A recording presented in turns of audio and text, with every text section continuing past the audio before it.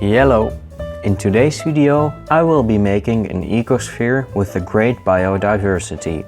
I was inspired to do this by myself.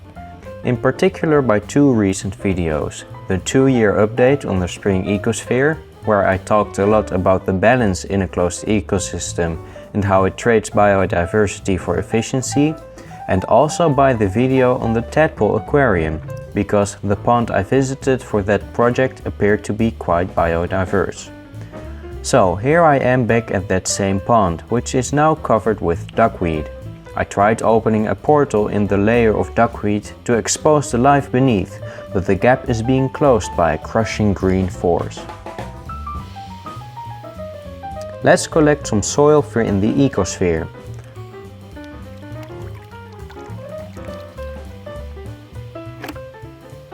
I collected some soil for in the ecosphere. Let's collect some plants for in the ecosphere.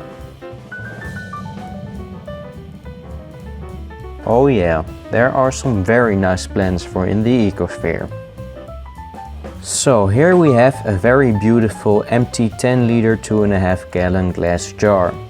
Let's turn it into a not empty jar by filling it with some of that sweet soil we collected for in the ecosphere.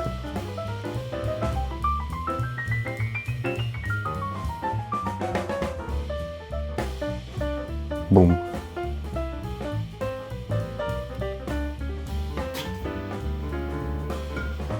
Okay, that wasn't very subtle at all. It looks like I've caught a water scorpion. That's pretty neat.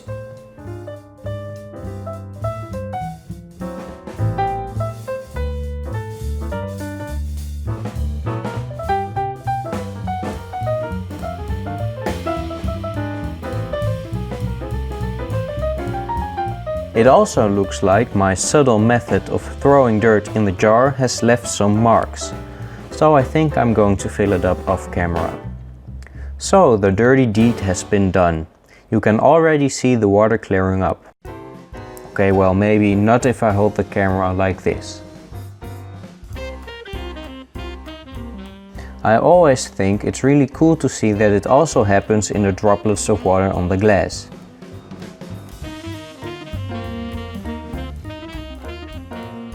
All the animals that are in the soil right now will probably stay in the ecosphere.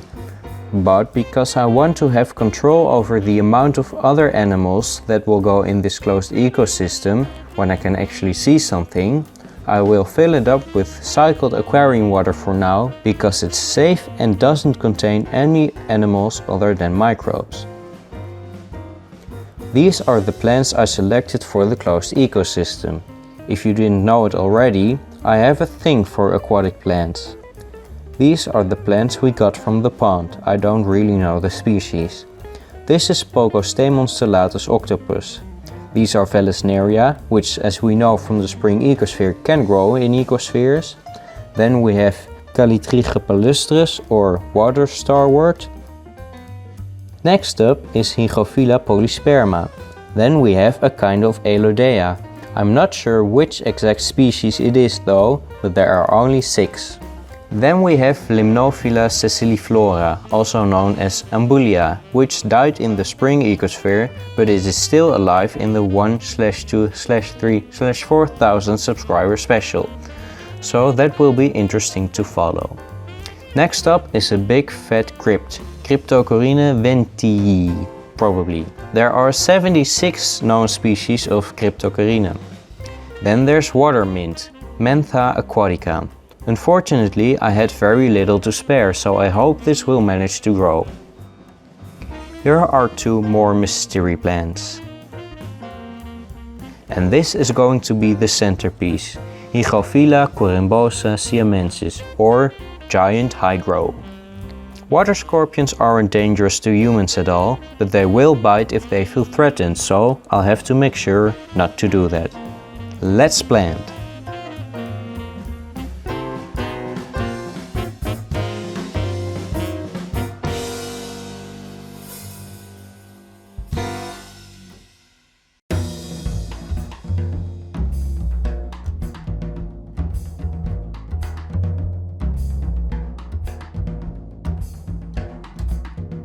Alright. Just look at him sitting there. It's truly a joy to watch him do nothing most of the time. This little black ball on a string is something quite interesting. It's an egg ball, I doubt that's the official terminology, of the flatworm Dugesia lugubris. So we are going to have some of those in the ecosphere. I've been seeing a lot of these tiny animals near the water surface. They seem to be the larvae of some sort of fly or flying insect, but they are really tiny, only about 1 millimeter or 2. They don't seem to be too keen on moving with a giant alien spaceship hovering above their head. I've never seen these before, so that's interesting. I've decided to let the water scorpion go.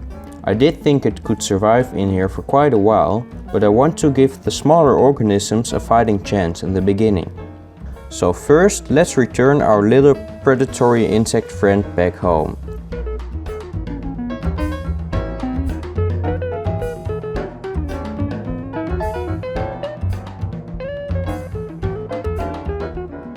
Now it's time to catch as many different animals as possible. I'm going to do most of this off camera because, unfortunately, I do not have 4 arms, usable ones at least. After going to every pond in a few local parks, and the river too, I found some more wild Elodea, very invasive in the Netherlands, and some sort of freshwater macroalgae, something I've never seen before. It reminds me a little of sea lettuce. So I added them to the jar. This is before I added all the animals, and this is after. We will get more into all the animals in here in a bit, but this little critter instantly grabbed my attention. I didn't manage to capture very nice footage, but I'll show you what I got. It looks like a crustacean with a very flat body. It reminds me a bit of a trilobite. It kind of has the shape of a flounder, except it's a crustacean. I've never seen anything like it before, so if you have any clue what it could be, please let me know.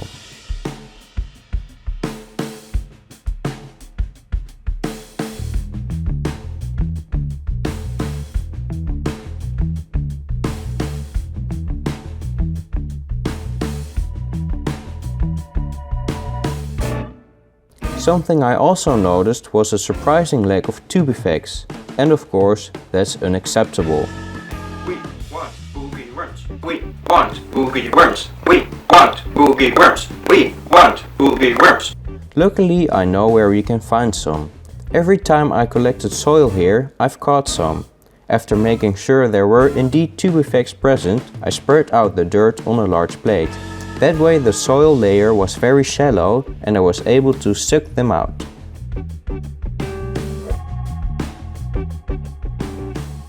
This is the jar after about a week and a half. First, let's take a look at how all the plants are doing. This is the Pogostemon stellatus octopus. Looking green! Here are the Vallisneria. They were the big star in the spring ecosphere, but will they be able to live up to their reputation? This is some of the water starwort, which has been able to spread around the ecosystem. The Hygrophila polysperma has managed to grow quite a bit in a week and a half. This is the wild Elodea, which has grown a lot in only a few days. It also seems to be a snail hangout hotspot. This is the Elodea from my aquarium. It has also grown quite a bit. Comparing both the Elodea side to side, I'm pretty sure they're different species. Then we have the Ambulia. It has grown a little and the crowns have grown really wide. Then there's the crypt. It hasn't grown like the others because it's a slow growing plant. But you're doing great, little crypto. Keep up the good work. Here's one of the unknown plants from a pond. Its bigger leaves got a little beat up, but new ones are starting to grow. And of course, the star of the show, the centerpiece, the giant hygro. This insect, chilling under a giant hygro leaf, is a common backswimmer, Notonecta glauta. Although it's probably not really chilling, but rather looking for prey. I really like how the air trapped on its back makes it look silver. This is a rarer view of the ventral side of the same insect. This is the only time it let me get this close. You can really see how the swimming petals are built.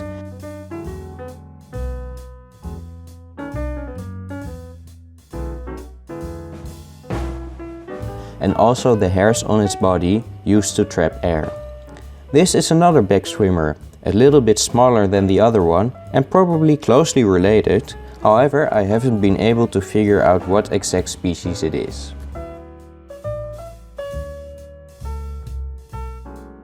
You might remember these little guys from the video on the Paludarium ecosphere.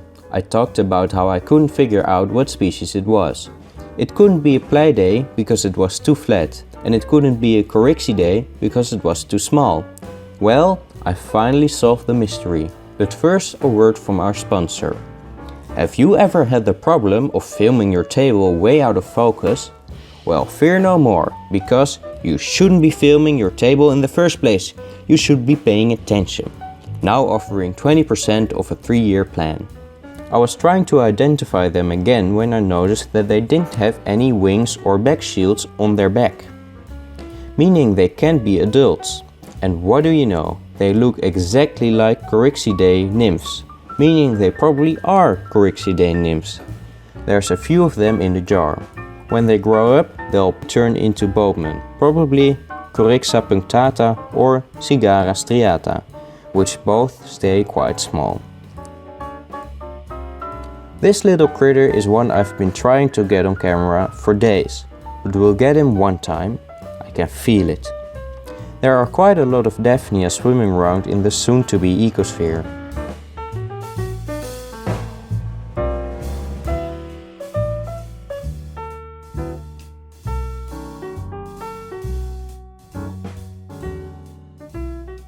And a few different species of water mite as well.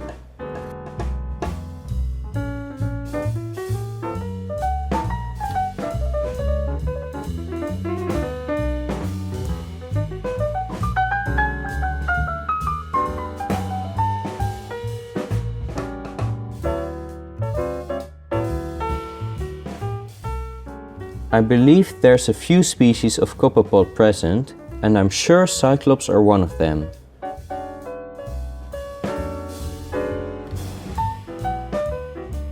This appears to be a small Chironomidae larva, a kind of fly. No ecosphere is complete without some ostracods, swimming next to a bladder snail, Visa fontinalis. These appear to be a different type of ostracods, that don't let go of the glass. Speaking of animals that like the glass, here's a type of Daphnia that is very glass clingy, that I have seen before. And here is yet another species of Daphnia, which I have never seen before, that is also a glass lover.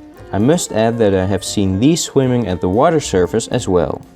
There are quite some snails in here as well. This is a Planorbis planorbis. A cool thing about these snails is that their shells are a bit translucent, so you can actually see their heartbeat. This is a Bebes snail and therefore hard to identify. It's most likely a Limnaea stagnalis or a Radix ovata. This snail could be a lot of things, but I'd put my money on Potamopyrgus antipodarum, more commonly known as the New Zealand mud snail, which is, as you might have guessed, not native to the Netherlands. And you know what? This is also a snail! Look guys, there's that little bug that's been a real bug to get on camera. A real pain in the butt, I might say. It keeps getting away. It's really bugging me. I'll get you next time. You just wait and see. This is another snail, Planorbarius corneus. The story of the genus of Planorbarius is a sad story. There are 2 living Planorbarius species, Planorbarius corneus and Planorbarius duforii. And there are dozens of extinct Planorbarius species. In case you weren't listening to what I was saying because you were wondering if that throbbing thing coming out of the shell of the snail was in fact a penis, I'm afraid I couldn't tell you. This is a phantom midge larva. This is a crustacean I've never seen before.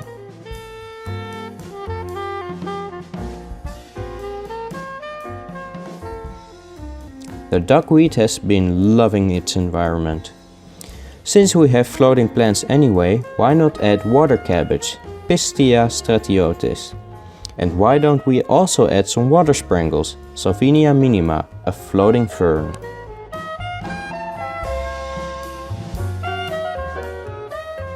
There he is, that smug son of a bug. You can run, but you can't hide. He got away once more. There he is, and what a glorious beast he is. This is clearly the Hephaedrus of Atys. Everybody could see that, right? He might not look very streamlined, but this little bugger has some speed.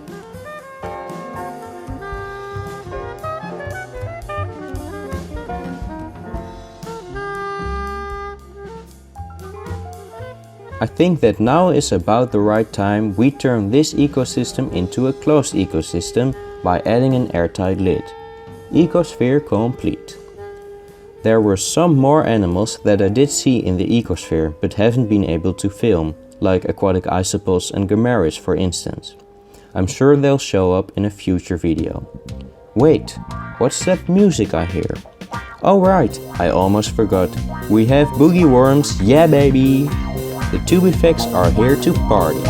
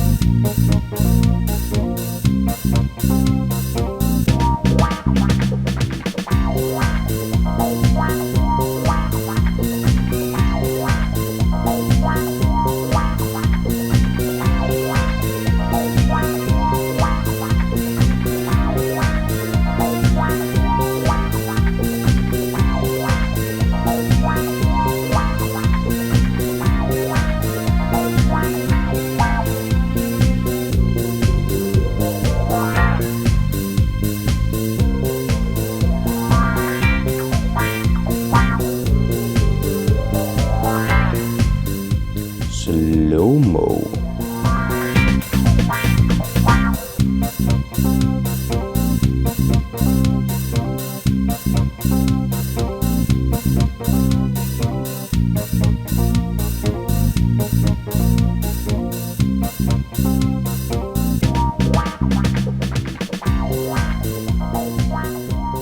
So, this is the ecosphere that is very biodiverse, both in flora and fauna. I hope you enjoyed. I would like to thank Ruby and JS as well as all the other patrons for their generous support. You guys make these videos possible. That's it guys, thanks for watching.